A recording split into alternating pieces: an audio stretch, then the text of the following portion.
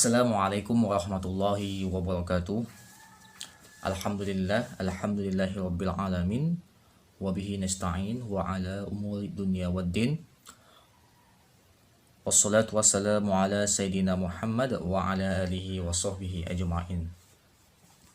Puji syukur marilah kita panjatkan kehadiran Allah Subhanahu wa taala, dan salawat berbingkiskan salam kita hadiahkan kepada junjungan alam, yakni Nabi besar kita Muhammad sallallahu alaihi wasallam, dengan mengucapkan Allahumma sholli ala Sayyidina Muhammad wa ala alihi wa sahbihi ajma'in.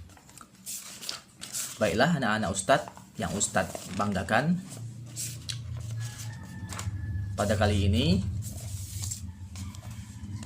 Ustadz memulai pembelajaran kita dengan pembelajaran bahasa Arab.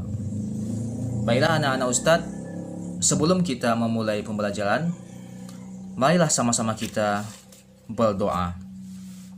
A'udzubillahi minasyaitonirrajim. Bismillahirrahmanirrahim. Rabbi zidni ilman warzuqni fahman wa amalan sholihan. Amin. Apa kabar anak-anak Ustadz pada hari ini? Alhamdulillah, luar biasa ya. Mudah-mudahan anak-anak Ustadz sehat dan selalu semangat dalam menuntut ilmu. Oke, pada kali ini Ustadz akan membacakan tema kita pada hari ini, yaitu adalah At-Ta'aruf. Ustadz ulangi lagi ya. Tema kita pada hari ini adalah At-Ta'aruf. Apa arti At-Ta'aruf anak-anak Ustadz? At-Ta'aruf itu artinya adalah perkenalan. At-Ta'aruf itu artinya adalah perkenalan. Dan kita pun sudah tahu perkenalan itu seperti apa. Yaitu adalah perkenalan itu antara satu dan satunya. Dan jumlah orang yang berkenal itu ketika kita berkenalan itu berjumlah 2 orang. Oke. Ustadz akan membacakan tujuan pembelajaran kita pada hari ini adalah yang pertama,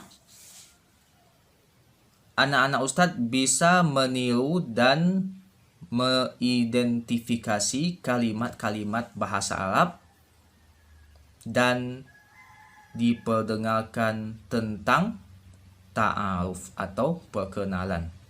Yang kedua, memahami dan menjelaskan isi teks tentang perkenalan. Yang ketiga, melakukan dialog sederhana dengan tepat tentang perkenalan.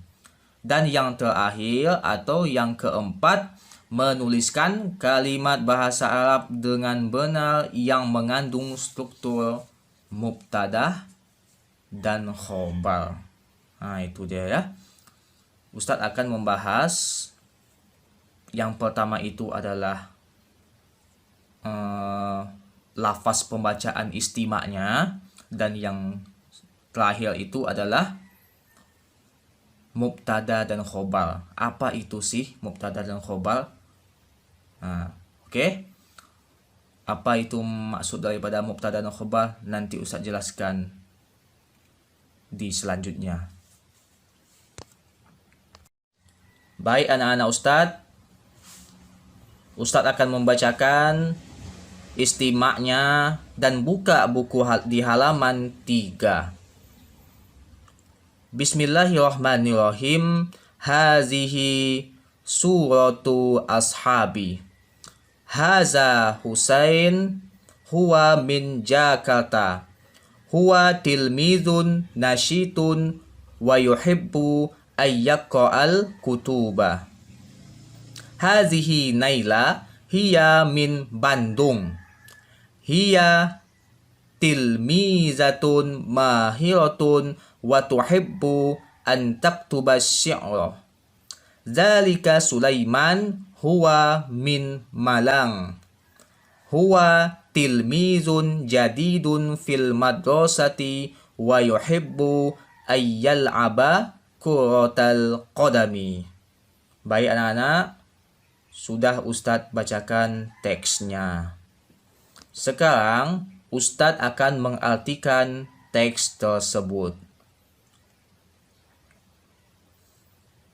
Hazihi suratu ashabi.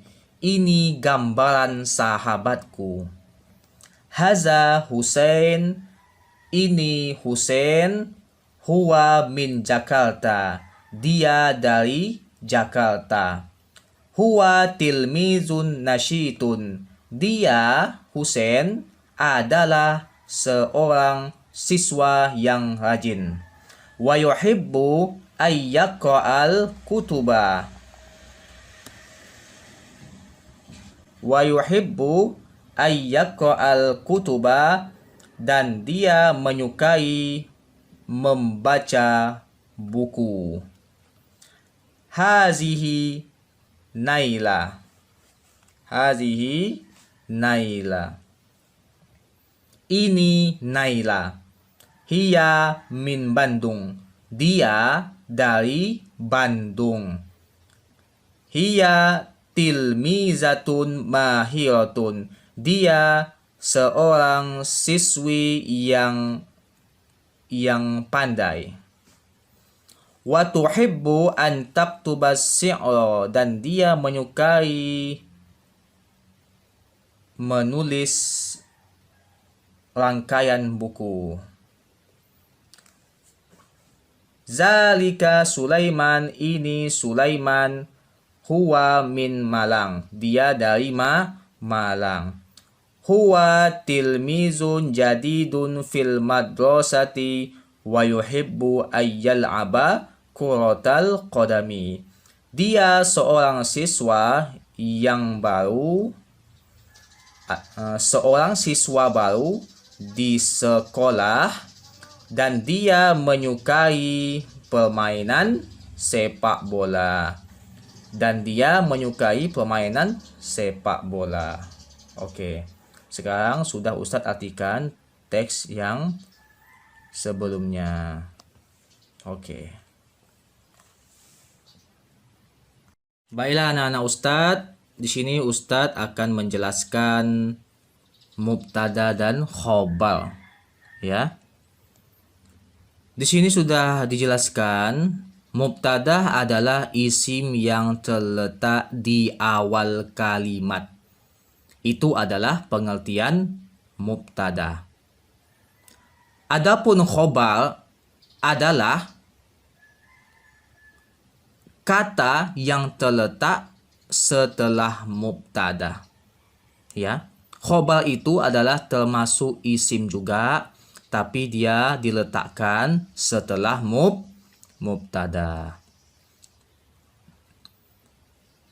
Kalau dalam bahasa Indonesia itu adalah mubtada subjeknya dan khobar adalah predikat. Nah, udah paham anak-anak Ustadz? Ustadz ulangi lagi ya. Mubtada itu adalah isim yang terletak di awal kalimat. Kalau khobar itu adalah setelah mubtada. Ya. Setelah diletakkan mubtada. Dalam penjelasan ini mubtada yang dibahas adalah isim domir. Nah, apa itu isim domir? Isim domir itu adalah kata ganti. Nah, di sini sudah dijelaskan. Isim domir yang pertama itu adalah apa anak Ustadz? Isim domir yang pertama itu adalah ana, ya. Isim domir yang pertama itu adalah ana. Ini dia ana. Oke. Dalam keterangannya itu adalah kata ganti untuk orang pertama. Dalam kata lain, orang tunggal. Nah, itu ana itu adalah orang tunggal. Selanjutnya anta bermakna kamu laki-laki. Selanjutnya anti bermakna kamu perempuan. Selanjutnya huwa bermakna dia laki-laki. Nah, seperti itu kita baca ya. Dan yang terakhir hiya bermakna dia perempuan. Nah, di tabel 1 dan 2 buka halaman 11 ya. Yaitu adalah contoh daripada mubtada dan khobar. Nah, sebelum Ustaz jelasin contohnya, mubtada itu dia kalimatnya itu adalah marfu ya. Ustaz ulangi lagi ya, mubtada itu kalimatnya adalah marfu. Apa marfu? Marfu itu adalah bertanda dhammah. Apa itu dhammah? Dhammah itu memiliki baris ya. Dhammah itu adalah baris. Nah, baris yang seperti ini. Ini dhammah nih. Tuh, nah itu dhammah ya. Nah, berarti hukum mubtada ini yang Ustadz jelaskan pada hari ini adalah hukum mubtada itu marfu, tidak boleh mansub ya. Hukum mubtada dan khobar tuh ya, dianya marfu. Marfunya di mana? Di akhir kalimat. Paham? Marfunya gimana? Di akhir kalimat. Seperti ini contohnya. Huwa thalibun. Betul? Betul. Di mana marfunya? Di sini. Nah. Hiya thalibatun. Betul? Betul. Nah, ya. Oke. Wah, ini yang nomor 3 lagi. Anta Musa.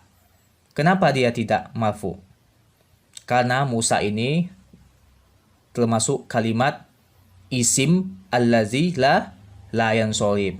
Yang dikhususkan saja Musa ini ya. Karena dia kalimatnya dikhususkan. Nak mungkinlah anta musu. Dan dia berbentuk nama orang Musa. Tidak bisa diubah. Nah itu. Kecuali sebelumnya tolibun, tolibatun. Nah itu berbentuk umum. Dalam kata lain dia berbentuk untuk semua orang. Nah, paham? Nah, selanjutnya anti Aisyatu. Ya, dia atau engkau seorang Aisyah. Ya. Nah, tandanya marfu juga. Dan yang terakhir ana fadilun. Saya adalah fadil. Nah, itu ya. Saya adalah fadil. Fadil itu nama orang ya. Nah, itu. Sudah paham? Anak-anak Ustadz, sekarang Ustadz akan membuat contohnya ya. Ya. Contoh daripada mubtada dan khobar. Yaitu adalah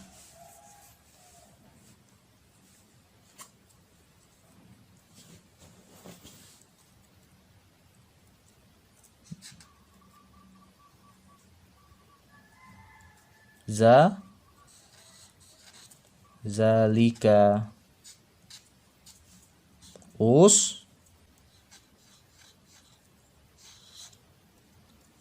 zalika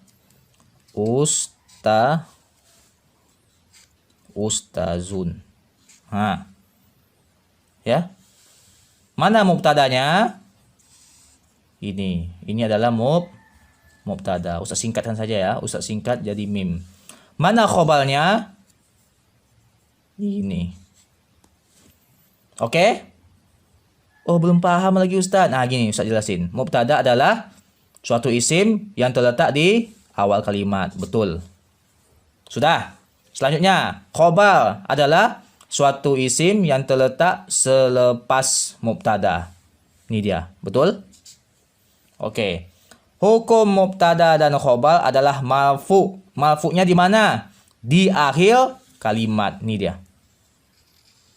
Ya. Marfu'nya di akhir di akhir kalimat. Betul? Betul. Ini adalah baris dhamma. Dalam kata lain adalah marfu. Marfu ini adalah dirofakkan. Dalam kata lain berbaris dhammah, berbaris dhammah. Ya. Karena dia berbentuk marfu. Sampai di sini sudah paham anak-anak Ustadz? Inilah penjelasan daripada mubtada dan khobar. Mubtada,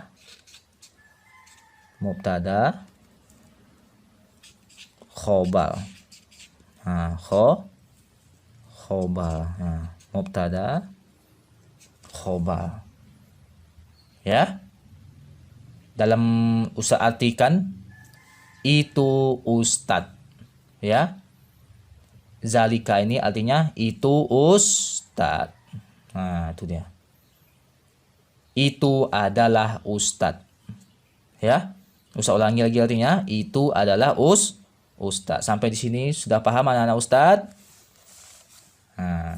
Zalika ini adalah domirnya ini. Zalika ini adalah domir. Yang sudah kita bahas sebelumnya tadi ya kan. Banyak sekali domirnya. Ada ana, ada tilka, ada apa lagi? Ada huwa dan selanjutnya. Dan masih banyak lagi domirnya. Ya. Bukan saja yang 14 itu, masih banyak lagi domirnya. Oke anak-anak Ustadz, itulah pembelajaran kita pada kali ini. Anak-anak Ustadz yang Ustadz banggakan,